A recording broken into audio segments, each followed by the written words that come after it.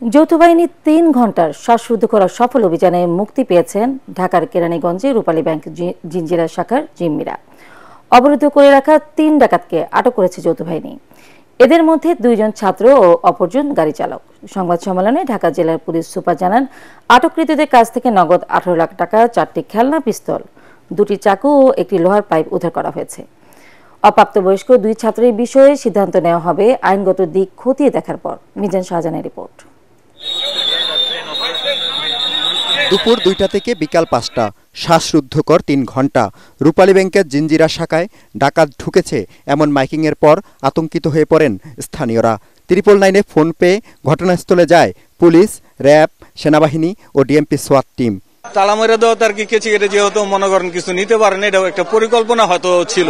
নাহলে এই গণবসতি জায়গায় একটা ব্যাংকে দিনে দুপুরবেলা ডাকাতি করাটা মানে আমাদের কাছে, যে আমরা এলাকার বাসিন্দা হিসাবে আমার কাছে একটা দুঃখজনক ব্যাপার। প্রশাসনের কাছে আমাদের এটাই দাবি যে এরকম ভবিষ্যতে যেন আমাদের কেরানীগঞ্জে এরকম না হয়। ব্যাংকে জিম্মি করে রাখা হয় 10 কর্মকর্তা ও 6 গ্রাহককে। আসামিদের দাবি, একজন রোগীর চিকিৎসার জন্য টাকা নিতে এসেছে তারা। সব দাবি মেনে নেওয়া হবে এমন আশ্বাস দিয়ে মোবাইল ফোনে তাদের সাথে কথা বলেন পুলিশের আইজিপি। প্রত্যেকটা অস্ত্রই ছিল হলো খেলনা অস্ত্র, টয়।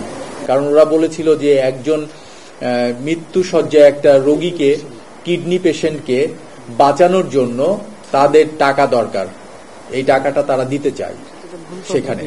তো ওইটা জন্য আমরা বললাম, ওকে, তোমরা যে টাকাটা নিয়েছো বা নিতে চাও এখান থেকে নিয়ে আমরা পৌঁছাই দিব। তারপরে তোমরা নিজেদের ঝুঁকি নিবা না, জীবনের ঝুঁকি নিবা না, এবং আমাদের এখানে যাদেরকে তোমরা জিম্মি করেছো, যে সাধারণ মানুষ যারা এখানে জিম্মি হয়েছে, তাদেরও যেন কোনো রকমের ক্ষতি সাধন না করা হয়। কেরানীগঞ্জ মডেল থানায় সংবাদ সম্মেলনে পুলিশ সুপার আরও বলেন, আসামিদের একজন 7ম শ্রেণীর শিক্ষার্থী ও একজন 5 পারা হাফেজ মাদ্রাসার ছাত্র।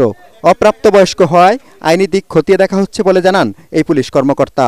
ওরা হলো আন্ডার এজ, তো ওদের ফিউচার, তারপরে সবকিছু আইনগত সবকিছু কোনটা সাপোর্ট করে, কিভাবে আমরা নিব, এগুলো একটু আমরা চিন্তা ভাবনা করে সবকিছু আইনের আমরা প্রক্রিয়া করছি। আমাদের এই সমস্ত প্রসিডিউর মেনটেন করব।